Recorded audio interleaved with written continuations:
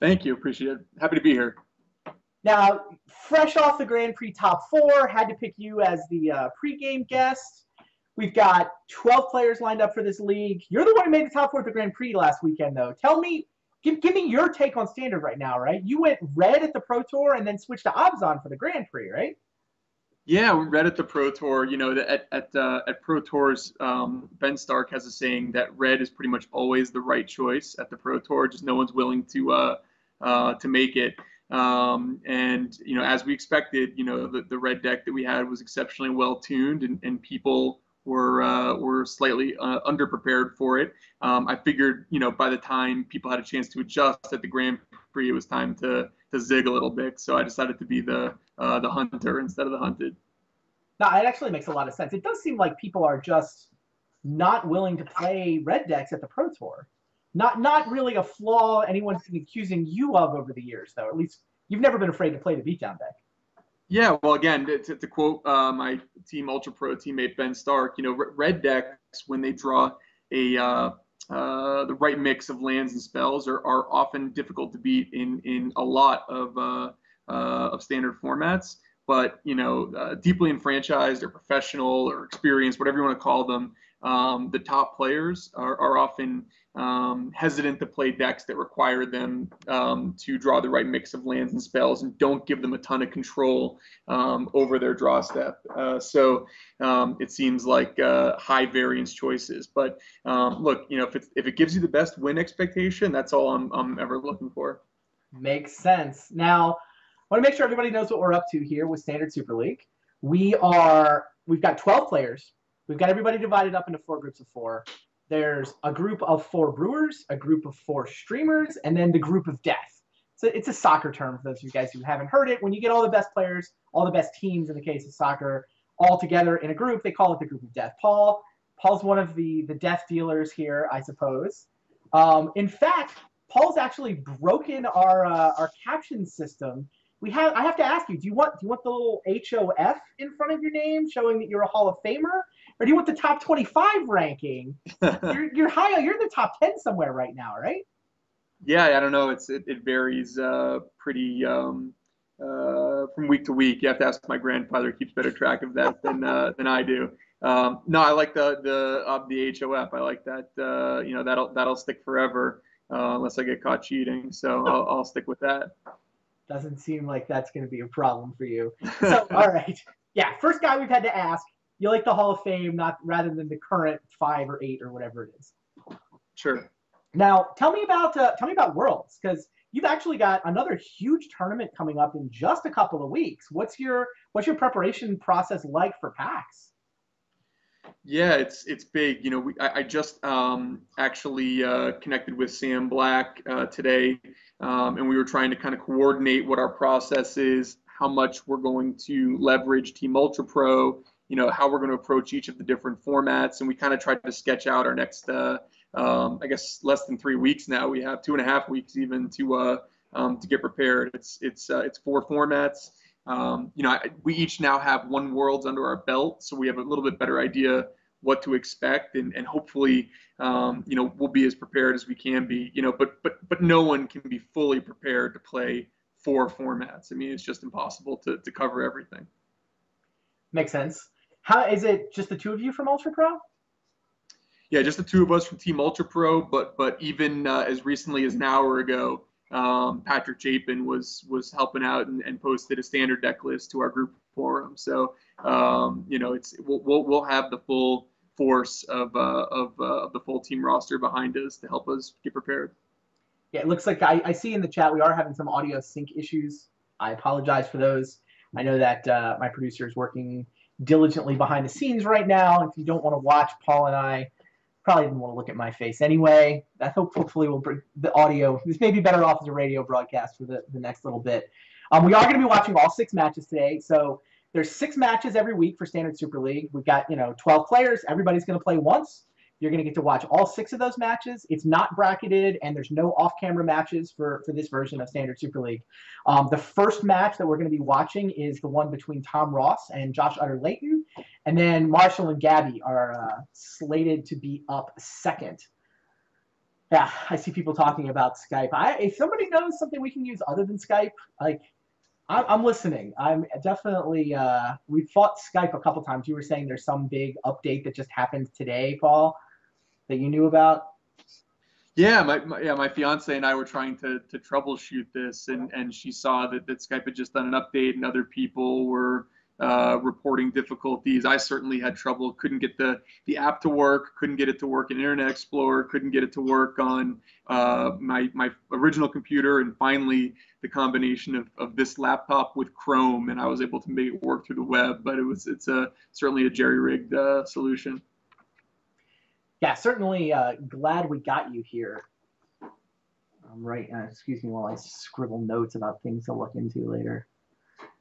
In terms of being able to replace Skype in our system, because yeah, we've had problems with this a couple of times. Crowdcast might be the right answer. Interesting. Yeah, we do use Google Hangouts. We actually use Google Hangouts for our hand cams. So the way our setup is set is we use Google Hangouts with the players you're competing in the match in order to get their screens, in order to get the Hangouts, in order to get the hand cams. But Hangouts is only capable of doing sort of one call per browser, as it turns out. I appreciate the suggestions. Super useful. There is a chance that we will not be able to get hand cams based on the technical problems we're having today. I'm hoping that that's not true. It looks like we're working at getting the hand cams, getting the first match set up. Now, talk to me about your approach to your deck list for this tournament. The deck lists have just been posted.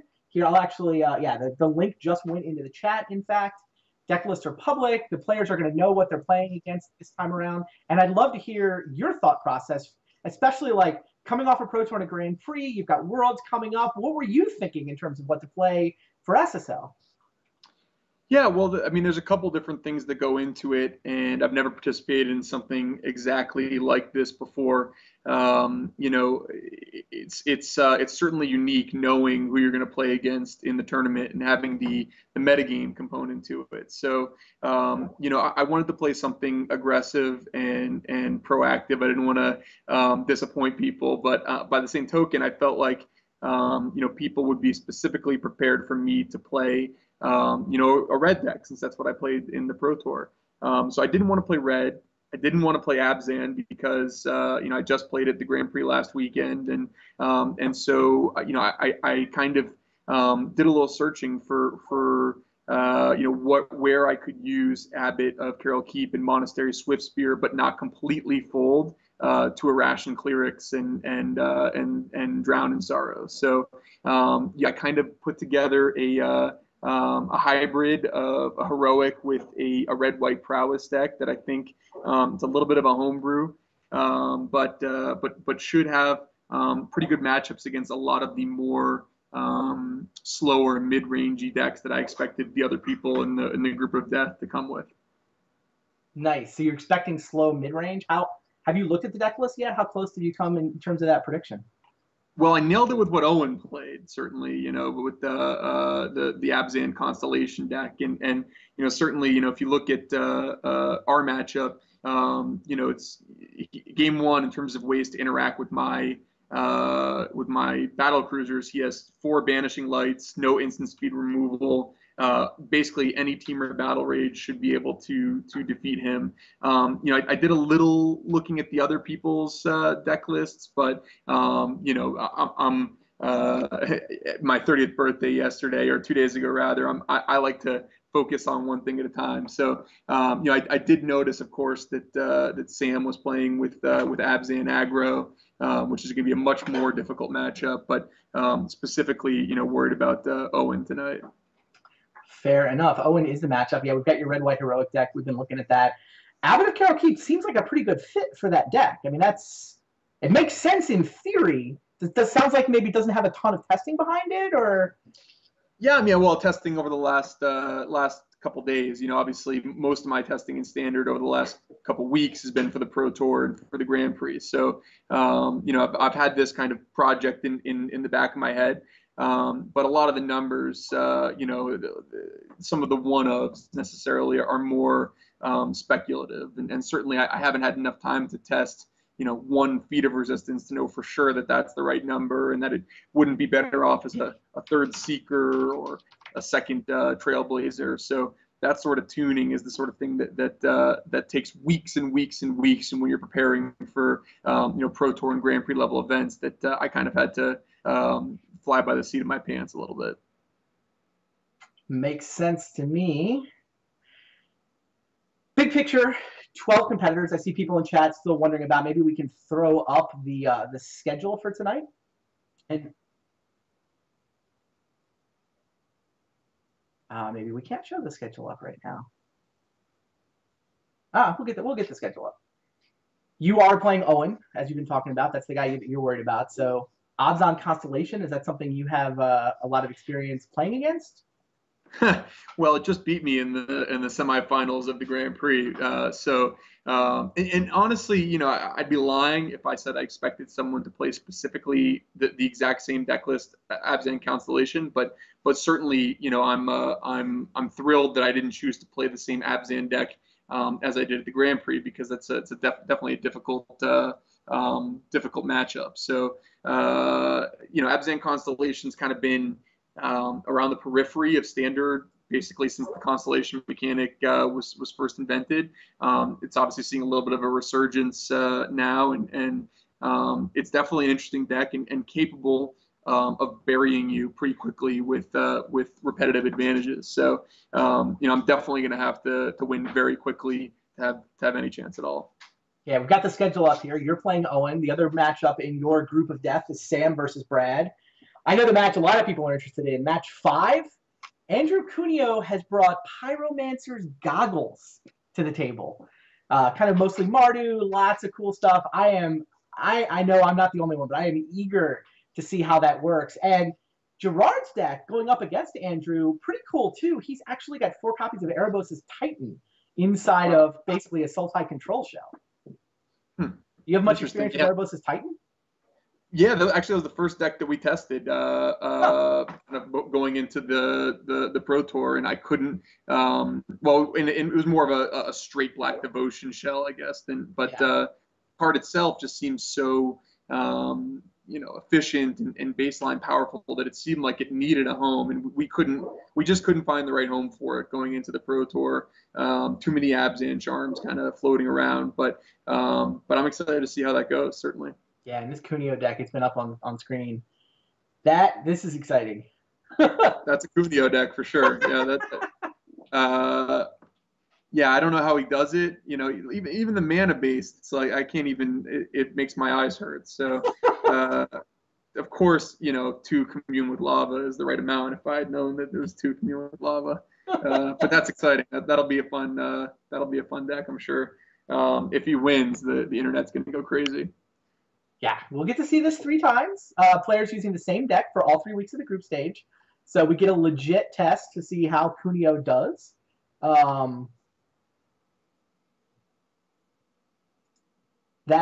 Sorry, I see Josh is just having trouble getting into his account. No problem. We should be relatively close to a match. Won't be the Kunio match just yet. We're starting off, like I said, between Josh Utter-Leyton and Tom Ross. I'm just staring at this Kunio list, and I'm not running out of words. Will definitely be fun. Well, it's similar when you obviously this is a riff on his very famous Sphinx's Tutelage deck from the Pro Tour. Obviously, a completely different direction that he's taking it, but using that kind of core magmatic insight and tormenting voice and trying to abuse it, using a different one of the rares from Magic Origins. Obviously Sphinx's Tutelage can kill very, very quickly, whereas the goggles is frequently going to do nothing on turn 5. So his weakness is going to be to someone who he doesn't have the right answers to a very proactive start, but certainly has the ability to draw many, many, many cards and do some really fun, gross, broken things with goggles. So. Yeah, you talk about the Sphinx's Tutelage deck. That's obviously Kunio's latest masterpiece. He played that at the Pro Tour, finished in the money, which, of course, it's Andrew Kunio. He always seems to finish in the money. Did fall 1 spot short of World. So I know that if he just managed 1 more win, he would have been on the right side of the bubble instead of he's actually just on the wrong side of the bubble for Worlds. But then that Sphinx's Tutelage deck won the Grand Prix last weekend in Michael Majors' hands. I found it pretty interesting the way Josh Utter-Leyton built his deck for this week. We're going to see Josh in this first match, and he seems to have the ability to sideboard into that deck. So he's got 4 copies of Sphinx's Tutelage sitting in the sideboard of what looks kind of like your everyday ordinary Jeskai deck. But the 75, I think, is going to actually give Josh a lot more play. And like I said, the ability to more or less turn himself into almost exactly Kunio's deck. Yeah, and honestly, when Sphinx's Tutelage was first spoiled, I think it was apparent to everyone that it was a very powerful card, but it seemed like a sideboard card. That seemed like the natural home for it, is that people would use it as like a mirror breaker or a way to beat control or slow decks, or decks that might not have a way to remove permanents, specifically enchantments and pressure your life total. Obviously leave it to Kunio, like we said, to turn into an entire archetype in and of itself. But certainly, even if people come prepared for that specific deck, Sphinx's Tutelage as a sideboard card is extraordinarily potent. So I think that's a smart move by Josh, who has been one of the top 5 deck builders in the world for years now. All right, looks like we're getting down to the match. Josh Utter-Leyton versus Tom Ross. Raptors brought Jeskai to the table. Tom has brought a heroic deck. His heroic deck, though, different than yours. 2 colors added on top of the white, but neither of them are the red that you brought for heroic. I don't know how much... it's just interesting to me how many different colors kind of work with this heroic theme right now, but Tom's on Bant. Yeah, it's the Bant is more of the traditional deck that you see in the Star City Games tournaments, and obviously Tom Ross and a lot of the people that play in a lot of those tournaments, every weekend, have refined this deck, to a nub. So he's going to have a very, very efficient list of it that he's going to be well prepared with, that's tuned. I would expect him to do pretty well with it. All right. Well, we're off to the races. We do not have the hand cam pictures. We are going to bring you essentially radio coverage of the hand cams. We're having them text them in. Tom leading with a Scryland and shipping the turn back over to Josh. Hoplite is the play.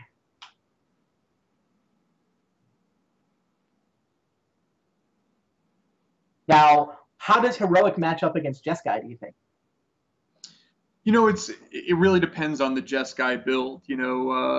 Traditionally, it's been a very difficult matchup for the heroic deck. Certainly going as far back as Pro Tour Cons of Tarkir, in which the 4 Jeskai charms made a non-damage way, a non-damage based way to deal with a heroic creature.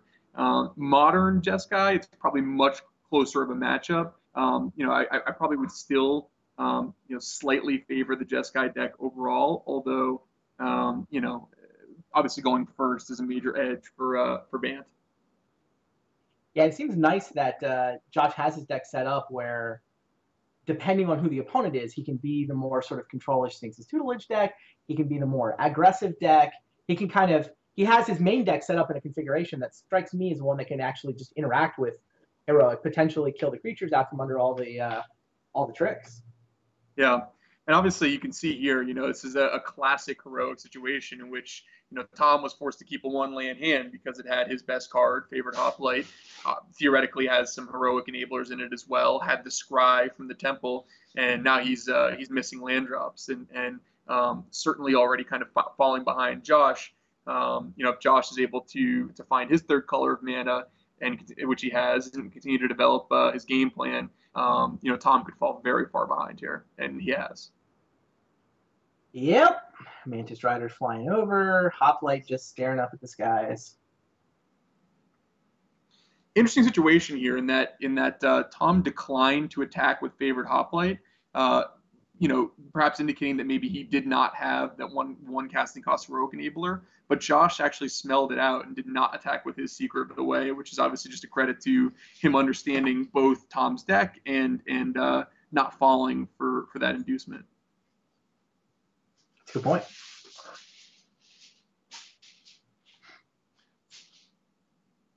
Here though, again, unfortunately, Tom's missed another land drop. And Mantis Rider has kind of been in and out of favor of Standard, certainly, but here against someone who is struggling on mana, it's just backbreaking.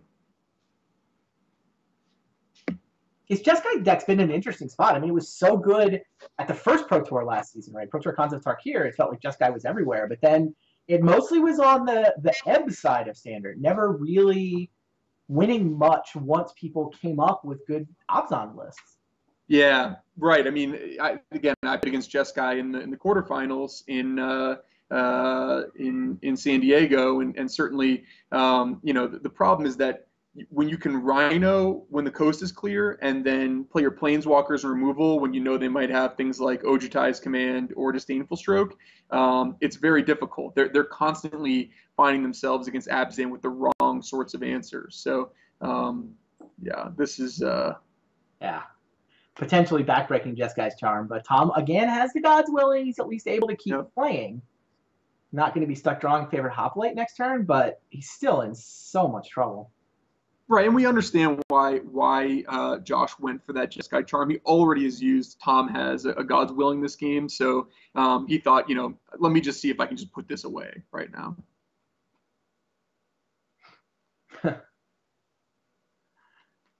Yeah, Roast clears a path. Yeah, and one would imagine that Josh's win expectancy just shot past 95% in this game.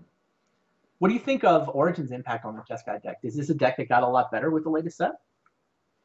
Yeah, I mean, I think so. I think that whether you see the adoption of Abbot of Carol Keep or in some versions the Jace to combo with Ojutai's Command, Magic Origins has definitely assisted this deck. I was actually arguing with Eric Froelich on the internet the other day.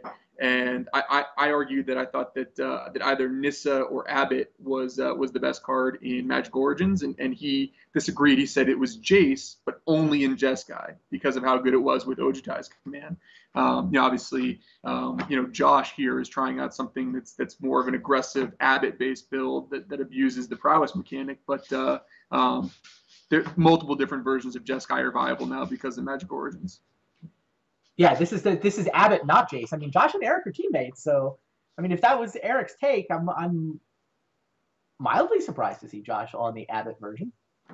Yeah, it's there are unique dynamics at play given that who you're playing against. So it could be that he was preparing for specifically the Brewers category and wanted to have a more proactive, aggressive strategy, or it could be that he himself wanted to live up to the reputation of being a brewer and try something a little different. Yeah, I know that every time I see him not play Jeskai at a big tournament, he seems to regret it.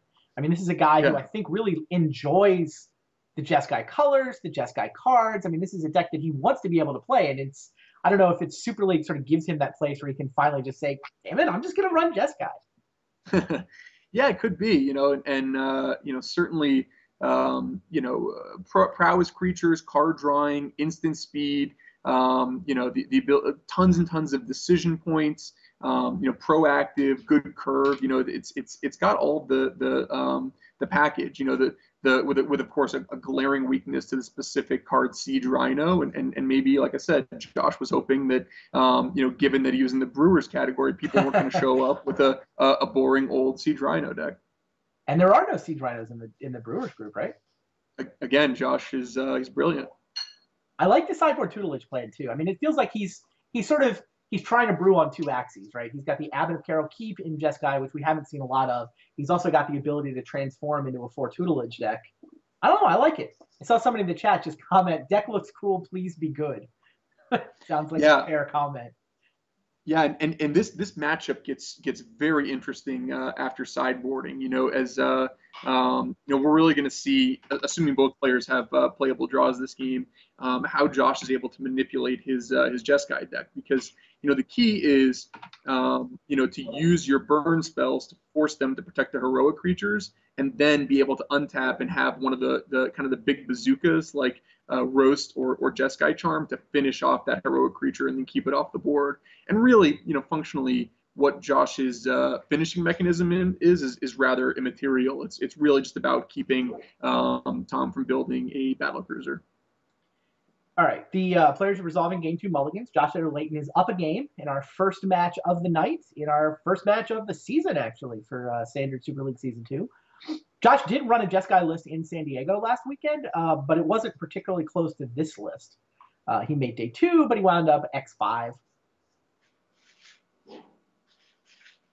And here we go with game number 2. Josh up a game, trying to hang that first match win on the board. Now, inside each group, the players are going to play round robin. So over the course of the 3 weeks, the sort of group stage for this tournament, Josh will play Tom, and then he'll play Andrew, and then he'll play Gerard. And then once the dust settles from that round robin, the top 2 players from each group go to the playoffs. Works out to be a 6-player single elimination. The 2 best group winners will get buys. Apologies once again for the lack of hand cams, fighting a couple of technical issues, and not going to stress the system with our caster cams either. Still get to play some Magic. I'm definitely curious to see how this plays out. Do you expect it to change much after sideboarding, Paul? On Tom's side, no, not really. He's still got sort of the same plan.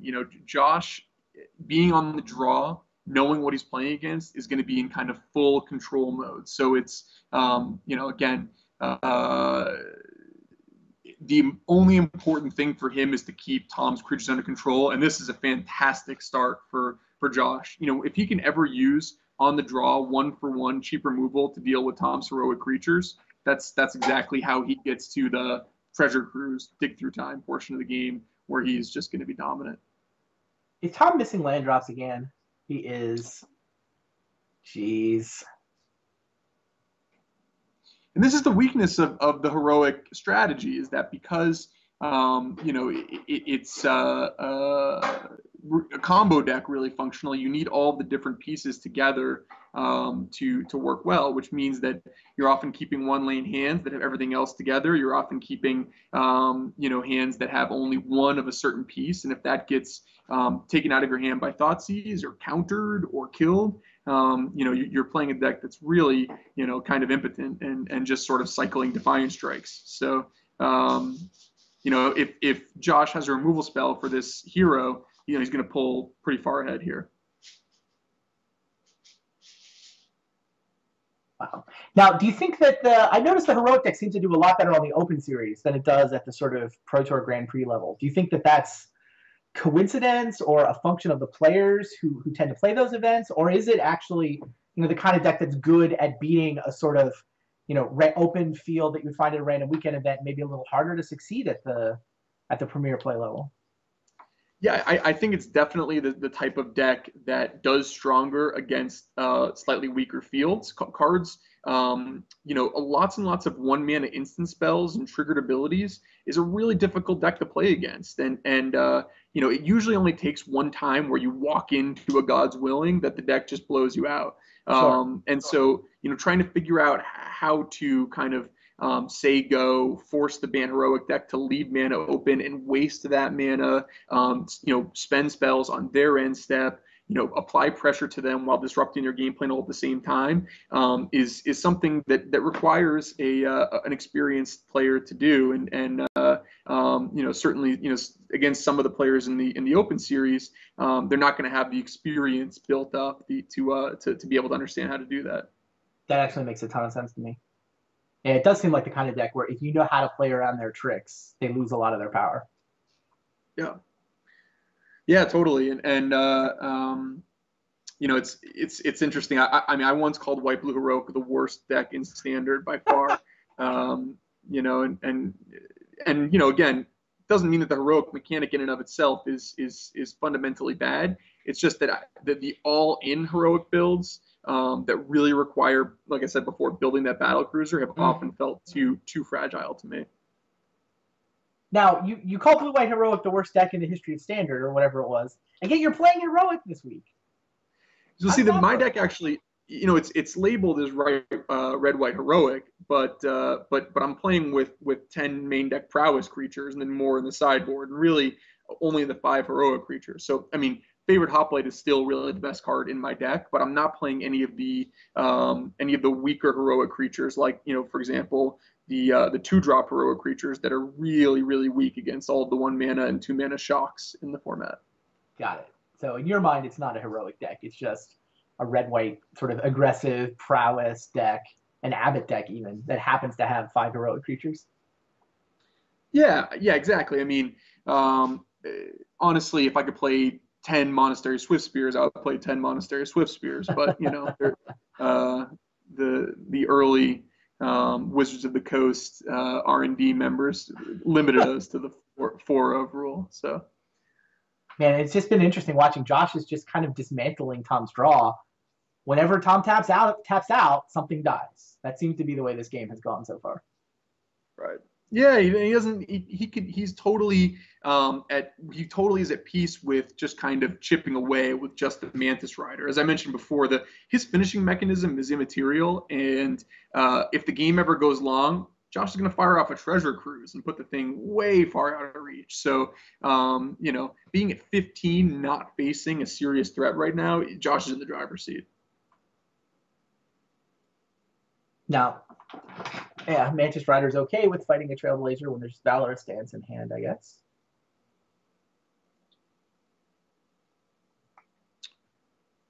It's an interesting block.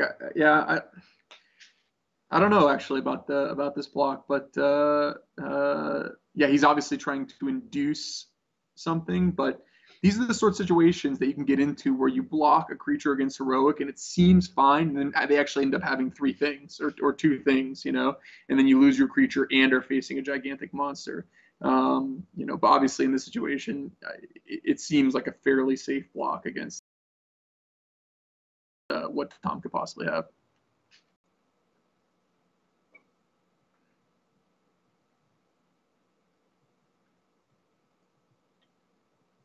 Yeah. At least Tom True lands. Gets to play Magic this game. Yeah.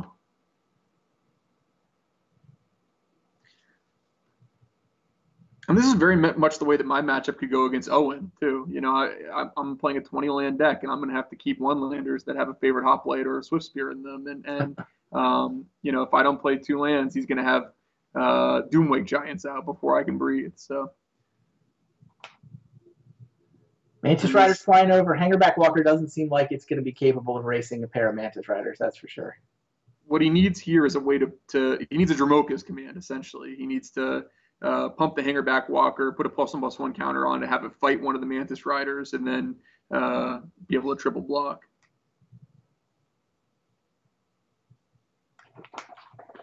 I think.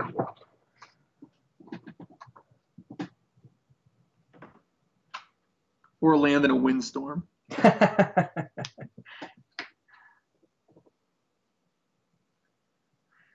I think the M image, the Magic Online downloads the art when you play the cards, but our streaming computer's having trouble with connectivity right now. We're actually going to restart the stream after this match is over. Try to see if we can knock some of the bugs out of the system by, turn it off and turn it back on again. Granted, we tried that already, but we're going to try it again and see if we can get a better connection for match number 2.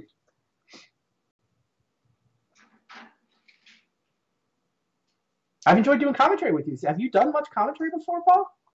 It's my first time, actually. That's what I thought, I'm impressed. You definitely Thank you. Talk a good game. It's almost like you've been playing this game for half your life. You know it inside and out.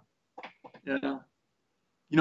I only go to limited amount of Grand Prix, so I'm usually scrambling for the pro points I need to try to make Platinum and Worlds at the end of the year. So I don't have the time. Yeah, I mean, Tom's got to just attack, try to cause whatever chaos he can cause. Yeah, but at 15, Josh has no incentive to throw one of his riders in the way here. Right.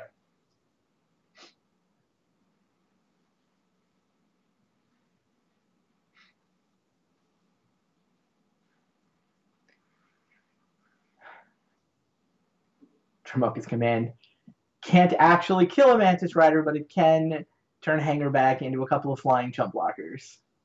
Desperate times, desperate measures.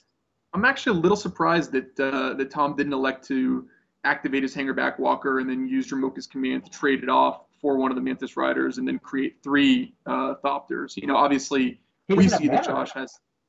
Say again? The Ordeal of Thassa this turn? As opposed to playing the Ordeal of Thassa. Sure. I guess he figures that, you know, given that Josh has, you know, 3 cards in his hand, he was going to need the cards from Ordeal of Thassa to make any kind of a comeback. But that was my first instinct. Wow. Valorous Stance cleans things up.